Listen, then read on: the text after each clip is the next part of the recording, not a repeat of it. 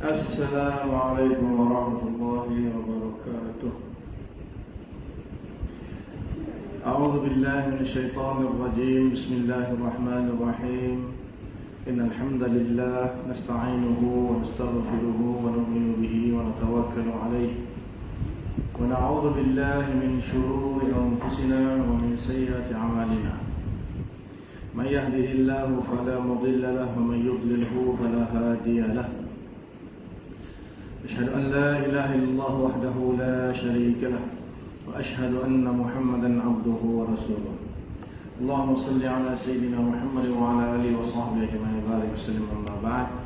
بسم الله الرحمن الرحيم. والعصر إن الإنسان لفي خسر إلا الذين آمنوا وعملوا الصالحات وتواصوا بالحق وتواصوا بالصبر. صدق الله العظيم. وقال رسول الله صلى الله عليه وسلم: من سلك طريقا يلتمس به علما سهل الله له به طريقا إلى الجنة. وكما قال صلى الله عليه وسلم. Alhamdulillah, syukur kita kepada Allah Subhanahu wa taala kerana dengan limpah rahmat dan kasih sayang Allah Taala masih lagi memberikan kita kesempatan untuk kita melaksanakan kewajipan kita solat fardu maghrib secara berjemaah, dan insya-Allah sementara kita menunggu solat fardu isya ni, kita sambung pengajian kita. Dan alhamdulillah, setelah lama kita mengadakan kuliah secara online, hari ini dapatlah kita bersama-sama semula secara talaqi, walaupun ada sedikit kelewatan tadi disebabkan banjir. Kat 8 tahun saya kuliah ni tak pernah banjir. First time banjir. Banjir dekat tol Bukit Jelutong. Dah balik punya nak pergi jalan lain ni.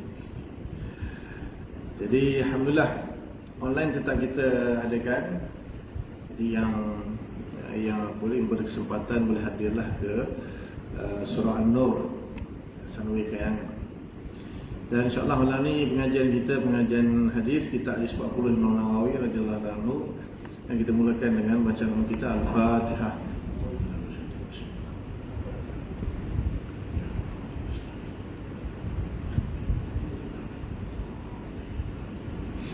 Muka surah 40.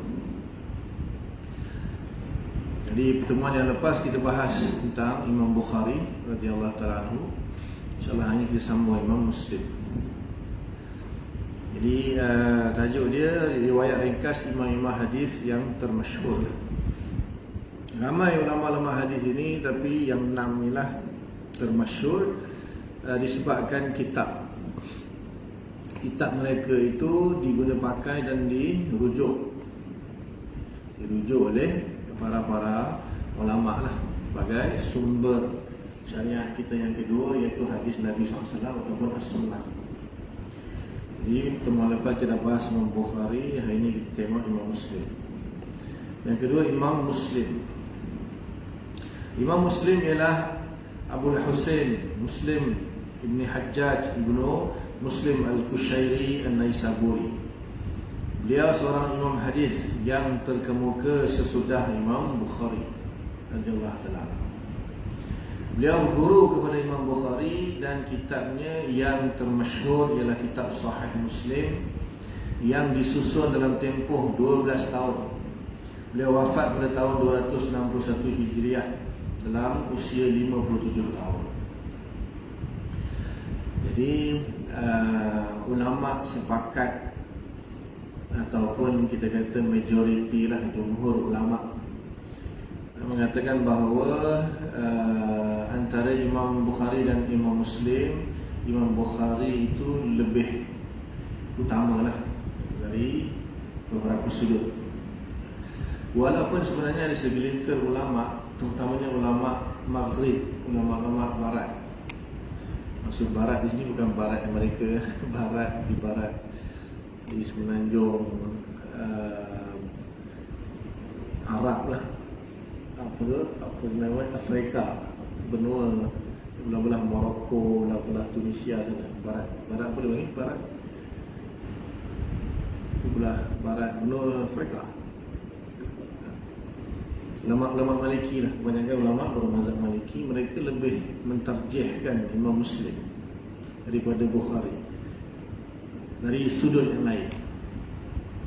Jadi walaupun sepakat ulama lah Bukhari Muslim ni yang paling utama lah. Cuma ada perbezaan di antara Imam Bukhari dan Imam Muslim dari sudut dilihat kepada sudut kitab mereka. Jadi dari segi keilmuan itu memang semuanya muhaddis, termasuklah Imam Tirmizi, Imam Abu Daud, Nasai, Ibn Majah, semuanya muhaddis. Jadi apakah diukur muhaddis itu dengan dia ni menghafal hadis banyak mana? Dia ada juga ukuran dari sudut tu, tapi tak semestinya seseorang yang menghafal banyak hadis itu berarti dia hebat dari segala sudut. Tidak. Maksudnya dia hebat dari sudut hafalan ya. Kalau dia banyak menghafal hadis. Contohnya Imam Ahmad bin Hanbal, itu antara yang paling banyak, sejuta. Sebenarnya kata dia hafal sejuta hadis, ada yang kata 700,000. Sedangkan Bukhari, apa yang dia sendiri sebut, dia hafal lebih kurang 300,000. Dia hafal, dia kata lah, dalam kalimah Sahih Bukhari di sini dia kata lebih kurang 300,000 dia, berbanding dengan Imam Ahmad lagi banyak.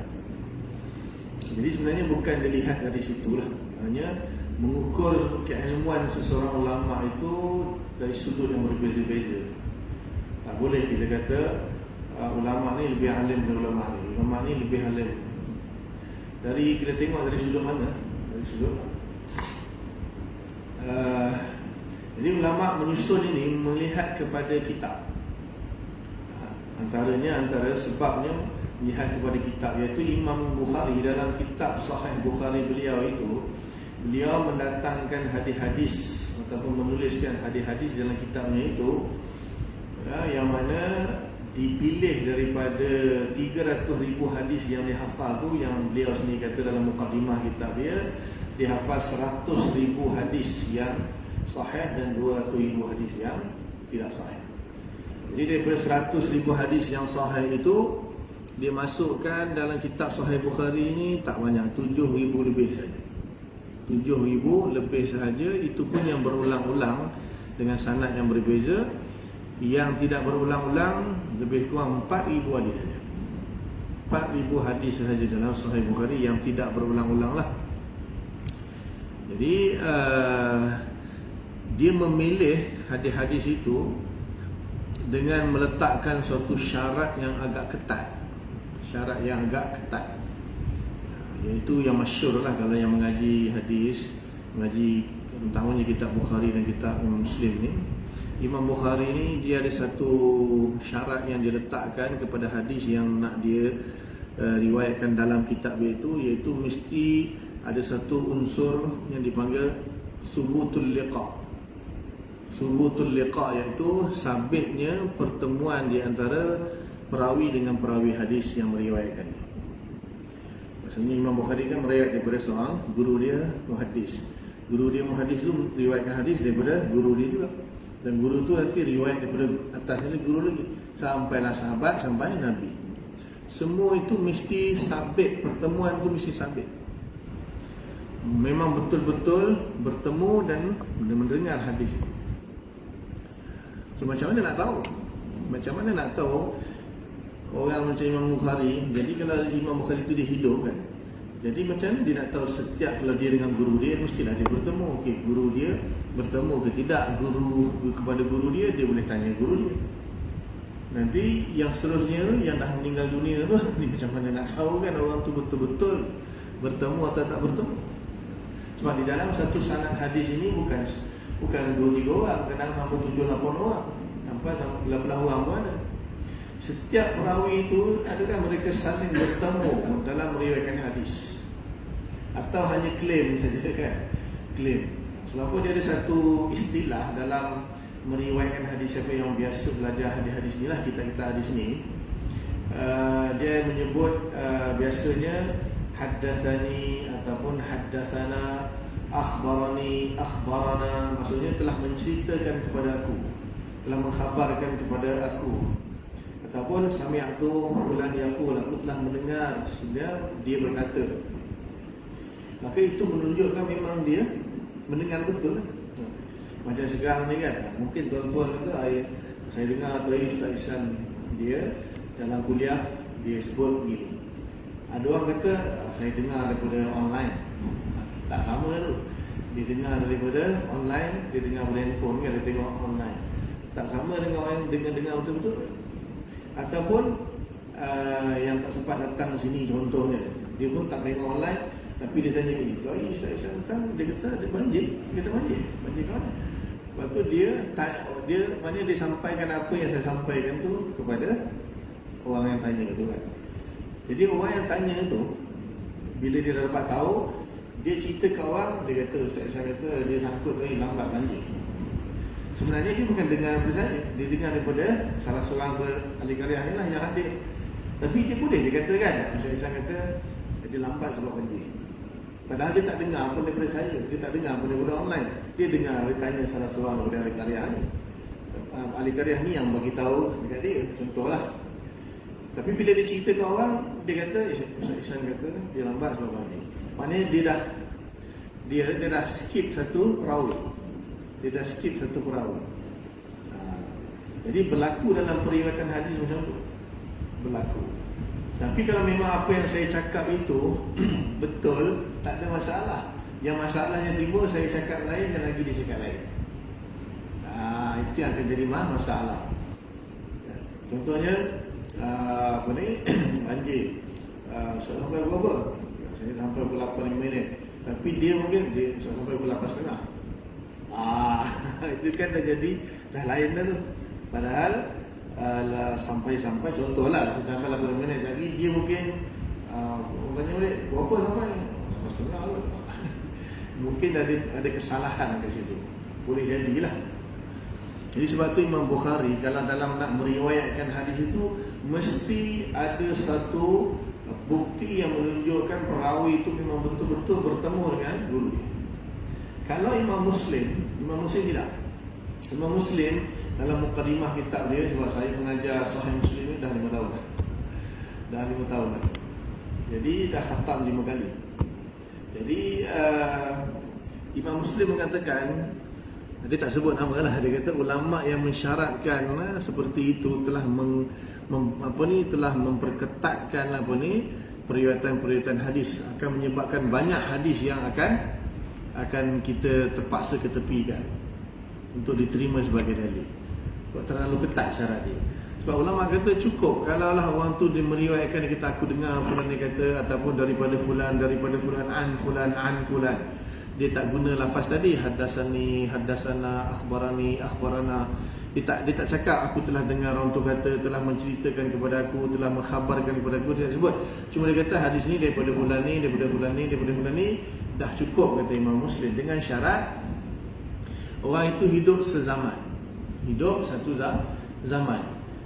zaman, kemudian antara kedua-dua muhaddis tadi mereka bukan di kalangan mudallis. Mudallis ni orang yang terkadang membuat kesalahan atau penipuan di dalam periwayatan hadis. Dia dipanggil gelaran dia mudallis. Kemudian tidak ada riwayat yang menafikan pendengaran hadis mereka. Macam tak ada orang kata dia itu tak pernah dengar lah, dia itu tak pernah duduk dalam majlis muhaddis tu, perawi tu tak pernah hadir pun dalam majlis muhaddis tu. Tak ada orang pun sebut macam tu. Kalau ada orang sebut maknanya memang kita tahulah dia ni tak pernah dengar hadis tu. Jadi Imam Muslim kata kalau cukup 3 syarat ni, cukup. Tak perlu ada bukti yang mengatakan memang benar dia tu aku nampak dia duduk dalam majlis tu, dia dengar hadis tu. Kalau Imam Bukhari disyaratkan yang tu. Imam Bukhari disyaratkan bahawa ada bukti yang menunjukkan bahawa orang itu memang dia duduk betul dalam majlis tu dan dia dengar betul hadis tu daripada muhaddis, daripada guru dia. Jadi agak ketat sikitlah syarat dia. Disebabkan itulah para ulama menganggap hadis kitab Sahih Bukhari itu, kitab hadis Sahih Bukhari itu lebih sahih lagi dibandingkan Imam Muslim. Sebab Imam Muslim tu syarat dia agak longgar sedikit. Walaupun syarat Imam Muslim itu syarat jumhur ulama.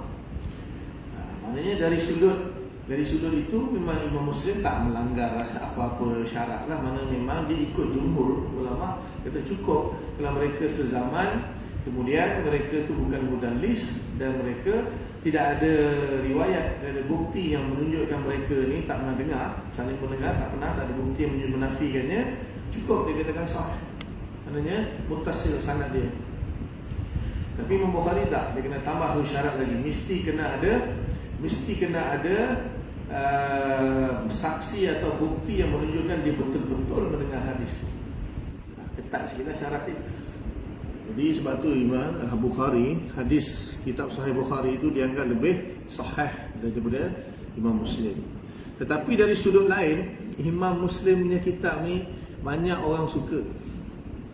Saya sendiri pun sebenarnya bila mengajar 5 tahun Sahih Muslim, memang seronok, sedap, mudah dan senang cari hadis. Kalau Imam Bukhari ni pula dari sudut tu agak payah sikit. Sebab tujuan lain-lain. Kita kena faham apa tujuan Imam Bukhari karang kitab Sahih Bukhari, apa tujuan Imam Muslim karang kitab Sahih Muslim, apa tujuan Imam Tirmizi, Imam Abu Daud, Imam Nasai, Imam Ibnu Majah. Tujuan mereka mengarang kitab itu kita kena tahu. Macam mana kita nak tahu? Kita kena baca mukadimah dia. Biasanya ulama tu dia akan dalam mukadimah dia akan terangkan apa maksud dia karang kitab ni. Jadi Imam Bukhari ni dia mengarang kitab Sahih Bukhari. Kitab Sahih Bukhari bukan saja sebuah kitab hadis, bahkan sebuah kitab bagi ijtihad Imam Bukhari. Ijtihad Imam Bukhari. Sebab Imam Bukhari ni dia mujtahid. Mujtahid.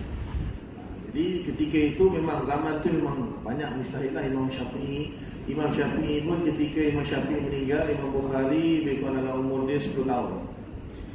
Masa tu mazhab-mazhab pun sedang baru nak, baru Imam Syafi'i pun baru meninggal, mazhab ni belum lagi berkembang seluruh dunia. Begitu juga imam-imam yang lain kan. So masing-masing zaman tu siapa yang ada ilmu tinggi mustahil dia akan ijtihad sendiri, dia tak akan ikut mazhab lain. Sampai zaman yang terakhir tu Imam Ibnu Jarir At-Tabari, itu mujtahid yang last sekali tahun 310 Hijriah. Itu mazhab atau mujtahid yang last sekali. Lepas tu dah tak ada dah mujtahid yang mutlak dia panggil, mujtahid mutlak yang mengasaskan mazhab. So Imam Bukhari ni dia mujtahid dan dia berijtihad dengan hukum-hukum. Kemudian dia datangkan hadis-hadis yang menjadi dalil kepada ijtihad dia. Sebab tu susah sikit belajar Bukhari. Jadi kita akan tengok tajuk bab dia, ada tajuk besar kan, Kitabul Iman, Kitabul Salah, Kitabul Zakat, itu tajuk besar. Kemudian ada tajuk-tajuk kecil dia, itu ijtihad dia. Itu ijtihad Imam Bukhari. Contohnya dia kata wajib membaca Fatihah, makmum wajib membaca Fatihah di belakang imam. Tajuk dia punya bab dia, bermakna itu ijtihad dia. Itu ijtihad dia. Maksudnya makmum wajib membaca Fatihah ketika solat berjemaah bersama imam. Okey, lepas tu dia datangkan dalil hadis 1, 2 atau 3 dan hadis untuk menjadi dalil bagi ijtihad dia. Sampai tahap kadang-kadang kalau orang tu dia tak mempunyai malakah yang cukup untuk memahami dari sudut mana Imam Bukhari mengambil dalil daripada hadis tu pun payah juga. Sebab sekali baca tajuk ijtihad, tajuk bab tu tentang solat, dia lagi baca hadis tu ini tentang haji. Hadis tu secara umum sekali baca ini tentang haji. Itu Imam Bukhari. Itu Imam Bukhari. Sebab apa? Mungkin ada beberapa lafaz dalam hadis, walaupun hadis tu cerita pasal haji misalnya atau pasal jihad misalnya, tetapi ada beberapa lafaz tu yang Imam Bukhari ambil sebagai dalil untuk menjadi hujah kepada ijtihad dia. So bukan senang. Bukhari agak susah. Dan Imam Bukhari pun tak menerangkan kat mana dia ambil hujah daripada dalil tu. Maksudnya ulama-ulama yang mengarang syarah kepada Sahih Bukhari ni, mereka akan tengok, kata dari sudut ni ikut Imam Bukhari ambil dalil ni, dari sudut ni ikut, dengan lafaz ni ikut, khilaf. Maknanya semua orang macam-macam dia punya. Maksudnya orang di sini ulama lah. Semua ulama tu mempunyai ijtihad sendiri pula daripada sudut mana Imam Bukhari ambil dalil daripada hadis ni. Kadang-kadang yang peliknya ada tajuk tak ada hadis. Ada tajuk tak ada hadis. Ada tajuk tak ada hadis. Bukhari saya dah khatam 2 kali. Jadi ada tajuk bab dia, tak ada hadis. Macam mana? Ulama kata berkemungkinan Imam Bukhari dia ijtihad benda ni, tetapi tidak ada dalil yang sesuai dengan syarat dia. Tidak ada hadis yang menjadi yang layak untuk dimasukkan sebagai dalil dengan syarat-syarat dia tadi, yang iaitu subutul liqa. Itu Imam Bukhari lah sedikit sebanyak tentang kitab Sahih Bukhari.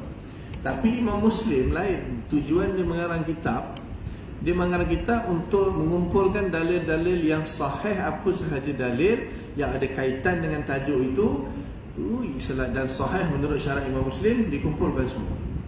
Jadi kalau bab wudu, hadis dengan bab wudu. So kita nak cari dalil senang. Imam Muslim dia tak ijtihad. Dia tak ijtihad dalam maknanya kalau hadis tentang wudu dia datangkan. Contohnya Nabi ambil wudu bermacam-macam versi, semua dia datangkan dalam satu tajuk. So kat situ kita pula pening dari segi kejap Nabi basuh 3 kali, kejap Nabi basuh 2 kali, kejap Nabi basuh sekali, kejap Nabi campur-campur, ada yang muka basuh 3 kali, tangan basuh 2 kali, yang ni basuh sekali, ada yang hadis semua 3 kali. Tapi semua hadis yang berkaitan dengan wudu kumpul satu bab. So kalau nak cari hadis tentang wudu senang.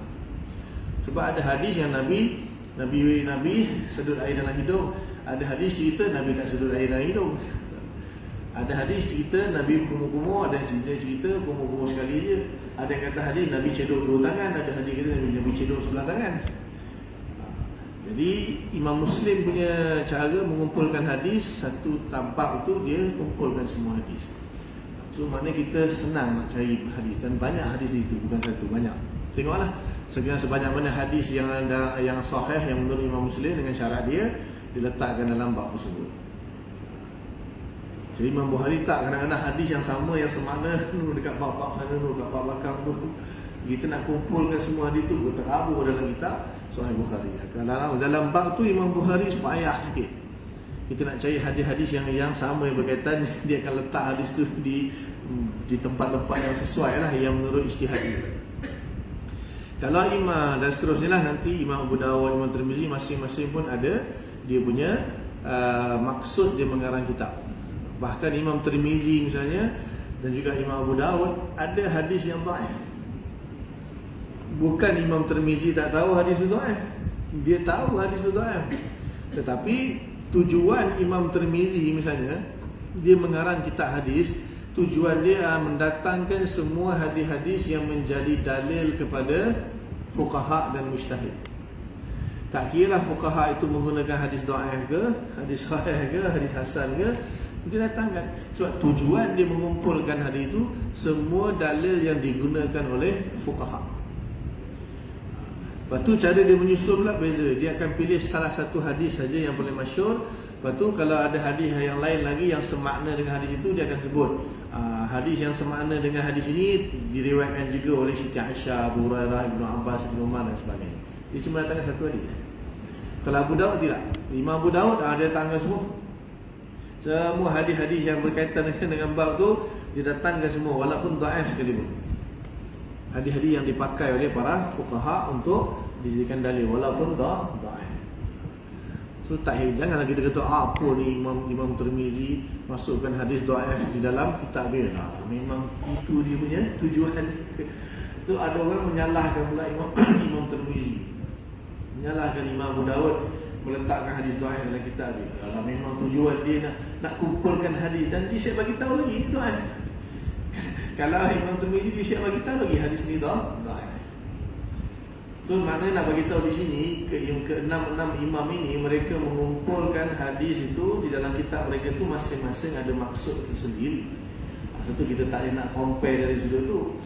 Imam Bukhari memang dia maksud dia nak mengarang kitab itu untuk mendatangkan dalil bagi ijtihad dia, dan dia pilih hadis yang paling sahih, yang paling ketat syarat dia, maka sahihlah semua. Tapi nak cari hadis payah. Dalam Bukhari nak cari hadis payah sikit, sebab hadis dia berterabur dekat dalam bab-bab. Kalau Imam Muslim sahih menurut syarat dia, dan semua tersusun di dalam satu bab, memang senang cari, sedap saja. Dan kalau nak ditengokkan ilmu ilal hadis, ada satu nama ilmu ilal hadis ni agak susah. Dalam Sahih Muslim memang antara yang terbaik untuk jadikan rujukan ilmu ilal hadis. Sebab apa? Bila Imam Muslim ni dia datangkan hadis, satu hadis, dan ada hadis nanti dia akan datangkan, dia kata dalam riwayat yang lain ada penambahan lafaz sekian dalam hadis ini, dalam riwayatnya ada pengurangan lafaz dalam, dia akan beritahu.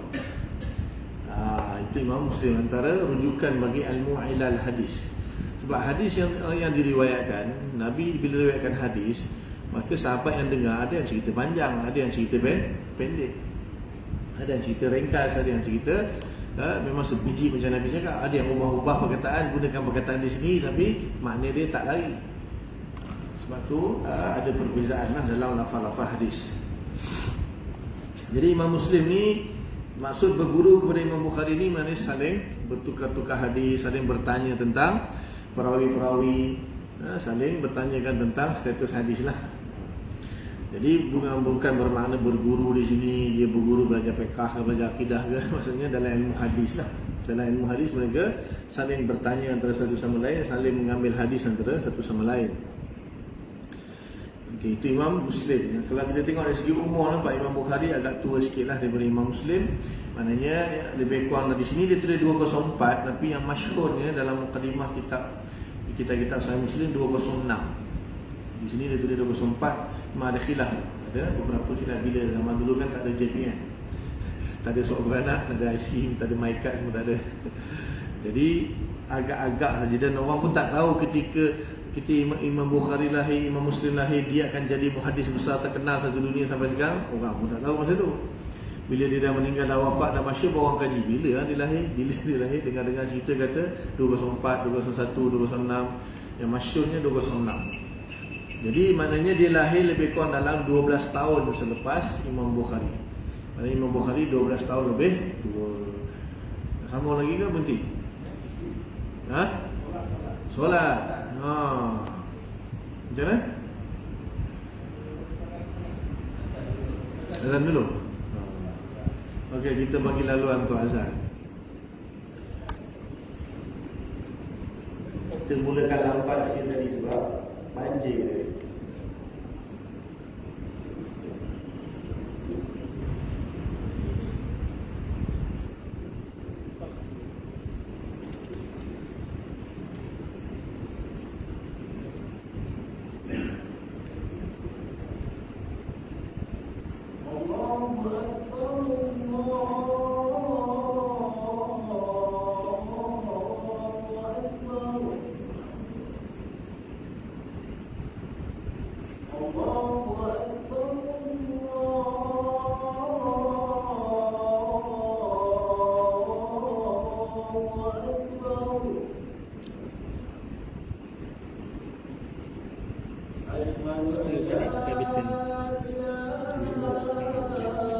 Kita ni dah sebenarnya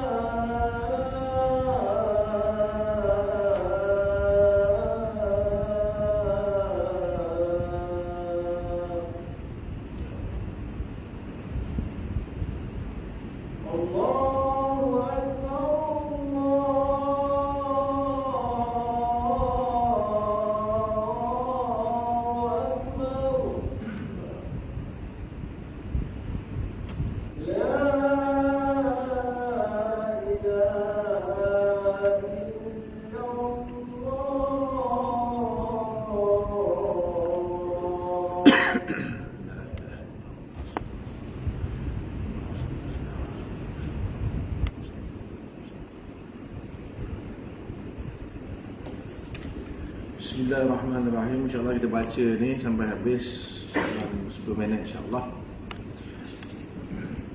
So tadi tentang Imam Bukhari dan Imam Muslim. Seterusnya yang ketiga, Imam Abu Daud.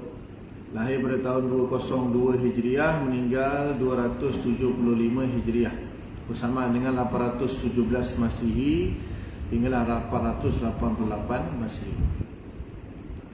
Imam Abu Daud ialah Sulaiman bin Ash'ab bin Ishaq al-Asadi al-Sajistani. Beliau belajar hadis dari para ulama Iraq, Khurasan, Syam, Mesir dan lain-lain. Karangan beliau yang masyhur ialah kitab As-Sunan. Mengenai kitab ini beliau berkata, aku tulis hadis Rasulullah sallallahu alaihi wasallam sebanyak 500,000 hadis. Kemudian aku pilih dan aku susun dalam kitab As-Sunan ini sebanyak 4,800 hadis yang sahih sahaja atau mendekati yang sahih. Beliau terkenal sebagai seorang yang mujtahid. Di antara penetapannya ialah tiada dapat diqadakkan sembahyang yang ditinggalkan dengan sengaja. Beliau wafat di Basrah pada tahun 275 Hijriah dalam usia 73 tahun. So Imam Abu Daud ni dia ada kitab Sunan Abu Daud. Di sini dia tulis 4,800. Kalau ikut cetakan sekarang ni lebih kurang 5,000 lebih. 5,000 lebih, 5,300 lebih. Saya baru tahun ni berjaya khatam Abu Daud. Jadi dalam 5,000 lebih hadis lah. Dia ada pembahasan panjang tu kalau tentang setiap kitab lah kalau kita nak bahas. Yang keempat, Imam Tirmizi. Imam Tirmizi lahir 209, meninggal 279 Hijriah, bersama dengan 824 hingga 893 Masihi. Imam Tirmizi ialah Abu Isa Muhammad bin Isa As-Salmi At-Tirmizi, orang Tirmiz. Ini nama tempat macam mana Bukhara tu nama tempat, Turmuz, Tirmiz ada 3 sebutan. Semuanya nama tempat. So dipanggil Tirmizi, belakang tu ya nisbah dia. Sebenarnya Bukhara, Bukhari, Turmuz, Turmuzi atau Tirmizi atau Tirmizi. Ini 3 sebutan. So, nama dia bukan Tirmizi, nama dia Muhammad bin Isa. Nama dia. Macam mana Imam Bukhari namanya Muhammad bin Ismail. So Bukhari tu nisbah pada tempat dia, Tirmizi. Tapi Muslim memang nama dia. Imam Muslim memang nama dia Muslim. Walaupun dia orang Islam Muslim tapi nama pun Muslim dia. Ya, orang kadang tak tahu bubuh nama anak Bukhari. Bubuh nama nasi pun Bukhari kan? Nasi Bukhari. Sebab tak ada nasi Tirmizi. Kalangan beliau yang terkenal, beliau seorang imam ilmu hadis setelah lama mempelajarinya di Khurasan, Iraq dan Hijaz. Karangan beliau yang terkenal ialah Jami' Tirmizi. Ulama khilaf nama kitab dia, ada yang panggil Jami' Tirmizi, ada yang panggil Sunan Tirmizi. Dua-dua boleh. Apa beza Jami' dengan Sunan? Itu kalau saya nak terangkan memang panjang, tapi tak apa, kita ringkas nanti insya-Allah kita sambung. Beliau pernah berkata bahawa setelah aku terangkan kitab ini, aku perlihatkan kepada ulama-ulama Hijaz, Iraq dan Khurasan. Mereka semua berkata bahawa barang siapa yang menyimpan kitab ini seolah-olah di rumahnya ada Nabi yang sedang berkata-kata. Beliau wafat pada tahun 279 Hijriah di Tirmiz dalam usia 70 tahun. Dia pun salah seorang daripada murid Imam Bukhari juga, maknanya ada kontak dengan Imam Bukhari. Dan di dalam kitab Imam Tirmizi sendiri pun banyak disebut Sa'altu Muhammad bin Ismail, Sa'altu Muhammad bin Kaza wa kaza. Disebut tu, aku telah bertanya kepada Imam Bukhari tentang fulan bin fulan. Dia salah seorang daripada anak murid ataupun rakan Imam Bukhari. Tahun pun lebih kurang sama kan, masih hidup sezaman. Yang kelima, Imam Nasa'i lahir 215 Hijriah. Ini terkemudian sikit lah. Dan meninggal 303 Hijriah, bersamaan dengan 830 hingga 915 Masihi. Imam Nasa'i ialah Abu Abdurrahman Ahmad bin Shu'aib. Nama dia Ahmad bin Shu'aib. Nasa'i ini nama tempat juga. Abu Abdurrahman tu kunyah dia lah. Dia ada Abu ke, Ummu ke, Ibni ke, Ibnu ke, itu semua binti ke, itu dipanggil kunyah. Sini kunyah dia Abu Abdurrahman. Seperti tadi Imam Tirmizi Abu Isa kan. Nama dia Ahmad bin Shu'aib bin Ali An-Nasa'i. Nisbah kepada tempat lah. Beliau seorang ahli hadis yang utama yang pernah mengembara dari kampungnya ke Khurasan dan ke merata-rata negara Islam dan akhirnya menetap di Mesir. Sebuah karangan beliau yang terkenal bernama As-Sunan yang dianggap sebagai kitab yang utama dalam lingkungan kita hadis. Beliau wafat di Mekah pada tahun 303 Hijriah dalam usia 88 tahun. Imam Nasa'i terkenal dengan kitab Ilal juga. Dalam kitab dia datangkan hadis yang banyak yang semakna, berbeza-beza lafaz, ada penambahan, pengurangan. Begitu juga dalam sanad, menjadi antara rujukan kitab ilmu ilal hadis. Dan dia ada sughra dengan kubra. Ada kitab sunan dia yang besar pun ada, tapi yang disebutkan di sini yang masyhur tu yang sughra, yang kecil. Dan yang keenam, Imam Ibnu Majah, lahir pada 207 Hijriah dan 200 meninggal ataupun wafat tahun 273 Hijriah bersama dengan 822 hingga 886 Masihi. Imam Ibnu Majah ialah Abu Abdullah Muhammad bin Yazid bin Abdullah Ibnu Majah Al-Qazwini. Beliau seorang imam hadis dari penduduk Qazwin yang telah mengembara ke Basra, Baghdad, Syam, Mesir dan Hijaz untuk mempelajari hadis, kemudian menyusun kitab yang terkenal dengan nama Sunan Ibnu Majah.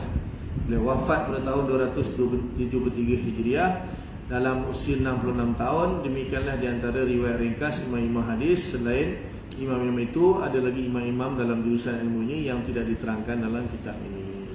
Jadi itulah secara ringkasnya, memang tajuk dia ringkas kan. Kalau nak bahas panjang, setiap imam tu panjang pembahasannya, tapi kita ringkas singkat saja. Dan insya-Allah kita akan sambung tentang sejarah Imam Nawawi pada pertemuan akan datang. Jadi setakat itu dulu, apa yang baik daripada Allah Ta'ala, apa yang tak baik kelemahan saya, minta ampun kepada Allah, minta maaf semua. Mudah-mudahan Allah bagi taufik untuk kita faham dan sampaikan. Dan kita tangguh dengan kafarah majlis. Subhanallah bihamdika, nasyhadu an la ilaha illa anta, nastaghfiruka wa natubu ilaik. Subhana rabbika rabbil izzati amma yasifun, wa salamun alal mursalin, walhamdulillahi rabbil alamin. Assalamualaikum warahmatullahi wabarakatuh.